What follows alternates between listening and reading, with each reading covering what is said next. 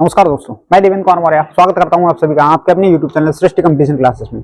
कल हमने देखा था राष्ट्रीय आपातकाल की, भारतीय संविधान में राष्ट्रीय आपातकाल की बात किस अनुच्छेद में की गई है और राष्ट्रीय आपातकाल किन कारणों की वजह से लगता है या अभी तक भारत में कितनी बार राष्ट्रीय आपातकाल लग चुका है, इस पर हम विस्तृत चर्चा कर चुके हैं। तो आगे देखेंगे कि जब राष्ट्रीय आपातकाल लग जाता है तो इसके क्या प्रभाव पड़ते हैं। तो आज हम क्या देखेंगे, राष्ट्रीय आपातकाल के प्रभाव, यानी जब राष्ट्रीय आपातकाल लग जाता है तो उसके क्या प्रभाव पड़ते हैं, कार्यपालिका पर उसके प्रभाव क्या होंगे, या व्यक्तिगत प्रभाव क्या होंगे, या विधायी प्रभाव क्या होंगे, या इसके लगाने की प्रक्रिया क्या है, या राष्ट्रीय आपातकाल को हटाने की प्रक्रिया क्या है। तो पहला हमारा यही है, पहला प्रश्न यही है कि कार्यपालिका संबंधी प्रभाव क्या है। यदि राष्ट्रीय आपातकाल लग जाता है तो इसके जो कार्यपालिका पर क्या प्रभाव पड़ेंगे। तो पहला है,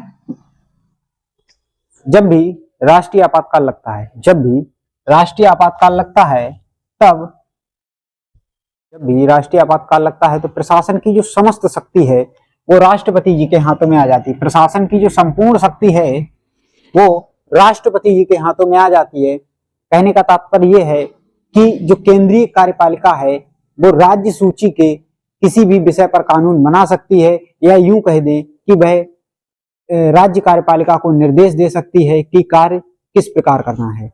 तो समझ गए होंगे कि कार्यपालिका संबंधी प्रभाव क्या है। कार्यपालिका संबंधी प्रभाव यह है कि केंद्रीय कार्यपालिका राज्य कार्यपालिका को निर्देश दे सकती है कि किस प्रकार कार्य करना है या किस प्रकार कार्य नहीं करना है। लेकिन ध्यान देने योग्य बात यह है कि जो राज्य कार्यपालिका होगी, राज्य कार्यपालिका होगी, उसे स्थगित नहीं किया जाएगा, स्थगित नहीं किया जाएगा, यानी उसे रद्द नहीं किया जाएगा। लेकिन केंद्रीय कार्यपालिका उसे निर्देश दे सकती है कि कार्य किस प्रकार करना है। दूसरा प्रभाव है विधायी प्रभाव। जो संसद है, संसद संपूर्ण देश, भारतीय संसद संपूर्ण देश या देश के किसी एक भाग पर कोई भी कानून बना सकती है, चाहे वह कानून राज्य सूची के विषय का ही क्यों ना हो, चाहे वह कानून राज्य सूची के विषय का ही क्यों ना हो। यानी संसद जो है वो पूरे भारत या भारत के किसी एक भूभाग के लिए कानून का सृजन कर सकती है, चाहे वह कानून राज्य सूची के विषय का ही क्यों ना हो। यहाँ ध्यान देने योग्य बात यह है, हमारे पास 3 सूचियां हैं। एक है संघ सूची जिस पर केंद्र सरकार कानून बनाती है, एक है राज्य सूची जिस पर राज्य सरकार कानून बनाती है, एक है समवर्ती सूची जिस पर केंद्र व राज्य दोनों सरकारें कानून बनाती हैं। इनके विषय में हम संपूर्ण जानकारी अलग वीडियो में देंगे, तब हम पढ़ेंगे संघ सूची या राज्य सूची पर जो कानून बनाने की प्रक्रिया है वो क्या है। तो अभी तक के लिए इतना है कि विधायी प्रभाव यही है इसका कि संसद राज्य सूची के किसी भी विषय पर कानून बना सकती है। भी हम व्यक्तिगत प्रभाव की बात करें कि क्या व्यक्तिगत प्रभाव क्या पड़ेंगे इसके, तो लोगों के जो मूल अधिकार हैं, हमारे यानी प्रत्येक व्यक्ति के जो मूल अधिकार हैं वो समाप्त कर दिए जाएंगे 20 और 21 को छोड़कर। यानी आर्टिकल 20 और आर्टिकल 21 के तहत जो मूल अधिकार हैं वो तो सुरक्षित रहेंगे। इसके अलावा 12 से 35 तक जो भी अधिकार हैं वो सबकी सब समाप्त कर दिए जाएंगे। कौन से छोड़कर? 20 और 21, यानी 12 से 35 तक के सभी समाप्त हो जाएंगे। केवल और केवल 20 और 21 आर्टिकल में जो भी हमारा मौलिक अधिकार है वो सुरक्षित रहेगा। इसकी एक कंडीशन और है, यदि सशस्त्र विद्रोह होता है, सशस्त्र विद्रोह के कारण राष्ट्रीय आपातकाल लगता है। इसके सशस्त्र विद्रोह के कारण यदि राष्ट्रीय आपातकाल लगता है तो आर्टिकल 19 के तहत दिए गए मूल अधिकार भी समाप्त नहीं होंगे। यदि युद्ध या बाह्य आक्रमण,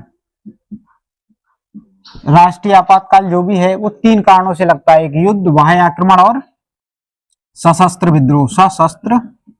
विद्रोह। यदि इन 2 कारणों से लगा है, युद्ध या बाह्य आक्रमण के कारण से लगा है, तो उसमें 19 में दिए गए मौलिक अधिकार भी समाप्त हो जाएंगे। जबकि सशस्त्र विद्रोह के कारण लगा है तो 19 में दिए गए मौलिक अधिकार समाप्त नहीं होंगे। यदि बात की जाए इसे लगाने की प्रक्रिया, कि जब भी हमें राष्ट्रीय आपातकाल लगाना होगा, यदि राष्ट्रीय आपातकाल लगाना है तो इसकी क्या प्रक्रिया होगी? राष्ट्रीय आपातकाल